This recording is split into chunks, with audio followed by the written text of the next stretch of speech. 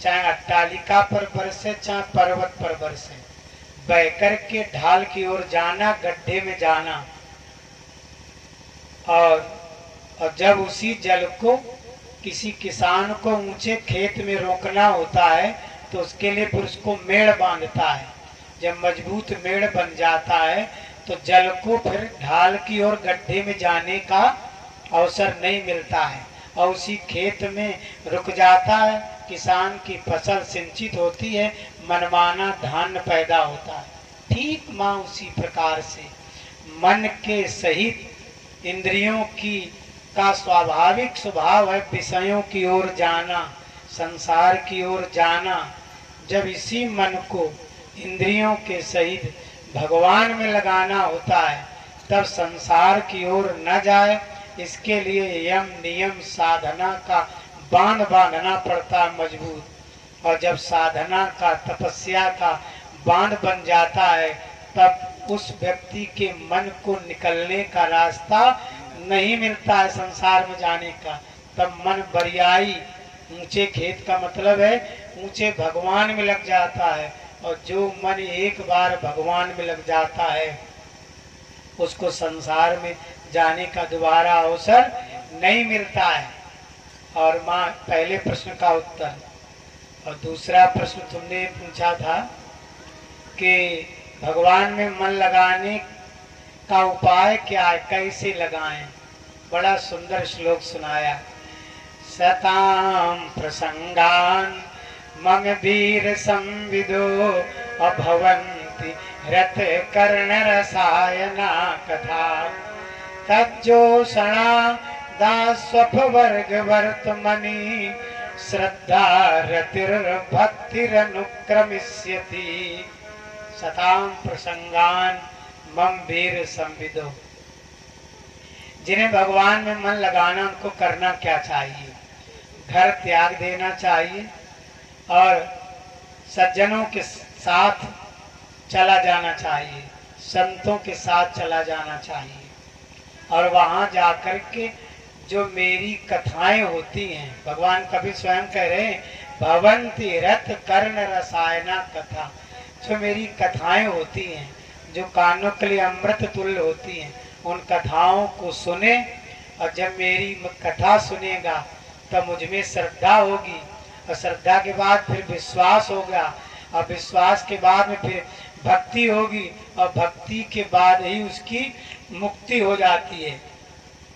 तो पहला उपाय क्या है भगवान में मन लगाने का? पहले तो घर छोड़ करके संतों की शरण में, गुरुजनों की शरण में जाना चाहिए। क्योंकि दुनिया में दो ही लोग ऐसे हैं जो जिनके कारण भारतवर्ष का नाम है, संत और सती। कौन कौन? संत और सती। संत श्रोताओं जूड़ा लगा करके, जटाओं का जूड़ा बांध करके और अपने जीवन को परमेश्वर को अपना पति मान करके और अपना जीवन अर्पण कर देते हैं, लगा देते हैं और मुक्त होकर के चले जाते हैं। और सती श्रोताओं पति को ही परमेश्वर मान करके सेवा करती, अपने जीवन को समर्पित करती है, तो यहाँ भी सुख भोगती है और अंत में पति के लोक को चली जाती है। ये दो चीजें भारतवर्ष की सर्वश्रेष्ठ हैं, संत और सती नारी। और दोनों पति एक परमेश्वर को पति मानता है, एक पति को परमेश्वर मान के सेवा करती है और जीवन स्वयं का धन होता है और जो आगे पीछे होते हैं उनका भी धन होता है। गोविंद भगवान की जय हो। तो पहले संत की शरण में जाना चाहिए, फिर वहाँ कथा सुनना चाहिए जो आप लोग कर रहे हो। कथा सुनने से क्या होता है? भगवान में श्रद्धा बढ़ती है, फिर विश्वास होता है, फिर भक्ति होती है और भक्ति के बाद फिर उसकी मुक्ति हो जाती है। ये उपाय क्रमशः एक एक सीढ़ी करके बढ़ना चाहिए माँ।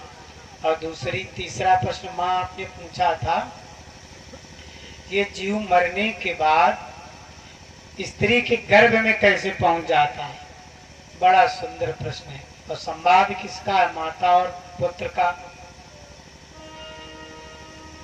कर्मणा जायते जंतु कर्मणैव विलीयते स्त्रिया प्रविष्टम उदरम पुंसो रेता कणाश्रया।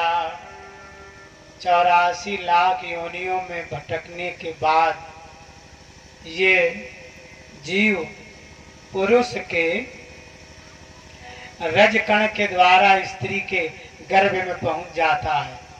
और कललम त्वेक रात्रेण पंचरात्रेण बुद्बुदम, एक रात में स्त्री के गर्भ में ये रज जो होता है ये कलल के आकार का होता है। और 5 रात जब बीत जाते हैं तो बुद्बुदम, जब पानी बरसता नहीं जल में बबूला वो होता है, बबूला बस वैसा हो जाता है 5 रात में स्त्री गर्भ में।